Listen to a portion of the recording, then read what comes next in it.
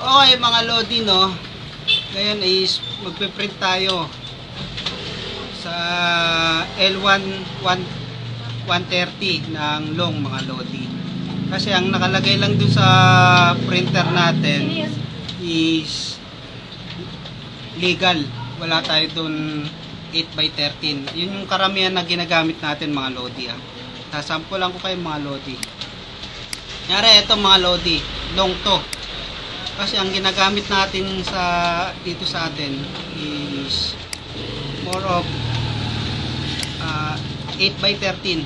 Pag legal ang ginamit natin dyan, pwedeng maputol. Putol to. Ayan. Kunyari, sample natin yung PTS. Ayan. So, okay no. Ayan, nakalegal yan mga Lodi Sample natin, mag-print tayo. Putol to. Ayan. At dito yung aking printer na L130. Ayan.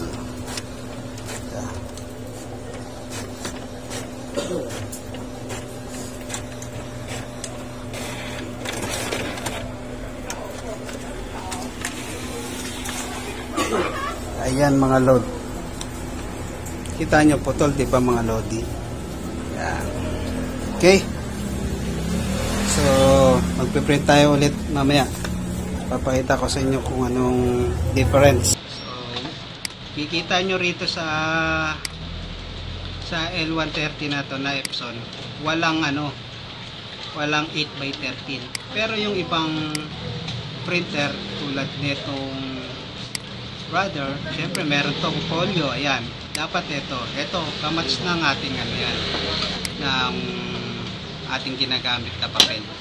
So, dahil itong L130 is wala, lalagyan natin ng 8x13. So, gagawin nyo mga Lodi, punta kayo sa device, ayan, control, hardware and sounds, device printer, yan mga Lodi. Right click nyo lang to. Tapos, printing reference. Yan. Okay. Gamitin natin tong use define. Meron nga ako rito. Ayan. Yan, use define. 8.5 by 13. Gagawin nyo lang 13 mga Lodi. 13. 13. Yan.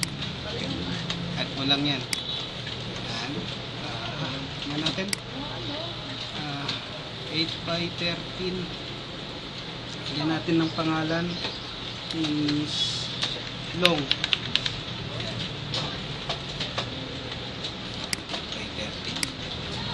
Save.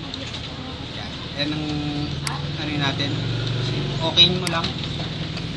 Yan, meron na tayong 8x13. Yung sukat niyan mga Lodi. 8x13. Ayan. Nalagay na natin dito. Ito. Check natin kung meron na tayong long. Ay, wala pa. Dito. File, print. Tapos, punta tayo dito sa more setting. Yan. May long na tayo mga Lodi. Yan. 8x13 yan. Okay. No? Yung long naman na ginawa natin. 8x13. Ayan. Ayan. Meron na akong ginawang long. Nasa baba lang yan. Ayan. Meron ng long. 8.13. Tapos, page 1 lang para ma-test lang natin. Ayan, yung PPS. Go, print. Ayan.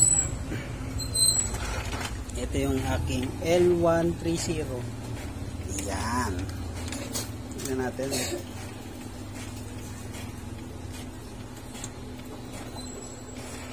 Ayan. O, diba? Ang layo ng diferensya. Ito yung sa legal. Ito yung sa long. Ganito dapat yan. Kompleto. Okay. Okay, ganun lang mga Lods. So pwede na kayo mag-print sa Epson L130. Okay, go.